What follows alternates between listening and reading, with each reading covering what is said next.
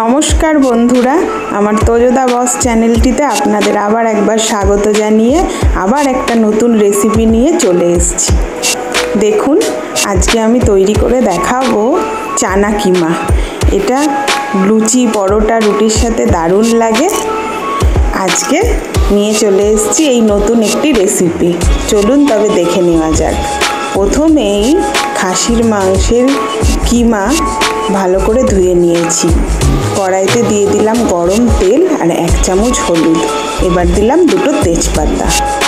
4টে বড় পেঁয়াজ ভালো করে কুচিয়ে গরম তেলে দিয়ে দিলাম। এবার ভালো করে লাল লাল করে ভেজে নেব।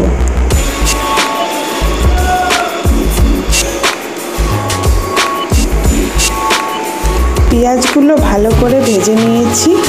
এবার পেঁয়াজের মধ্যে কিমাটা দিয়ে দিচ্ছি।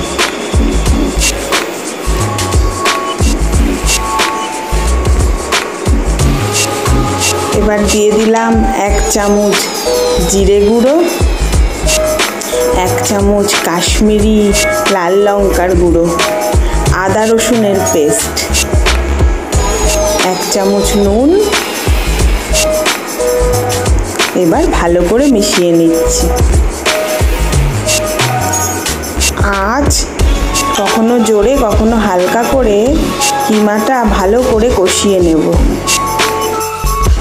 ঢাকা দিয়ে দিলাম কিছুক্ষণের জন্য, যাতে কিমাটা ভালোভাবে সেদ্ধ হয়ে যায়।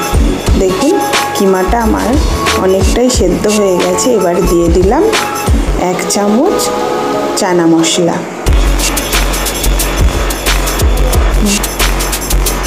চানাটাকে আমি আগেই 4টে সিটি দিয়ে সেদ্ধ করে রেখেছি।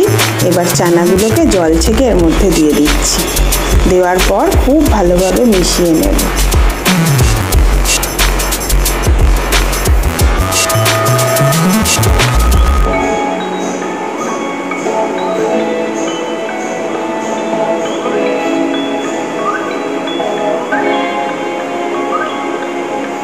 এবার দিয়ে দিলাম 1 চামচ শাহি গরম মশলা, 1 চামচ চিনি দিয়ে আবার ভালো করে মিশিয়ে নিচ্ছি। বন্ধুরা, আমার ভিডিওটি ভালো লাগলে অবশ্যই লাইক, শেয়ার, কমেন্ট করবেন। আমার চ্যানেলটিকে সাবস্ক্রাইব করবেন। আপনারা পাশে থাকলে আমি নতুন নতুন ভিডিও দেওয়ার উৎসাহ পাবো। তাই আপনাদের কাছে একান্ত অনুরোধ বন্ধুরা, অবশ্যই আমার চ্যানেলটিকে সাবস্ক্রাইব করে পাশে থাকবেন। দেখুন, আমার চানা মশলা প্রায় কষে গেছে। এবার এর মধ্যে জল দিয়ে কিছুক্ষণের জন্য ঢাকনা দিয়ে দেবো। আমার চানা কিমা রেডি। এবার ঢাকনা খুলে নিয়েছি।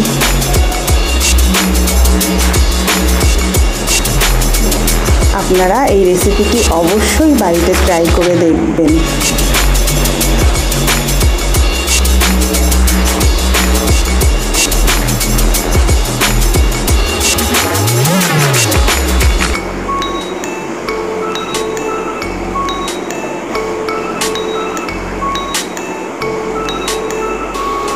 এবার গরম গরম লুচির সাথে সার্ভ করে দিলাম চানা মশলা। আজ তবে এই পর্যন্ত। অন্যদিন আবার কোনো নতুন ভিডিও নিয়ে আপনাদের কাছে চলে আসব। নমস্কার বন্ধুরা।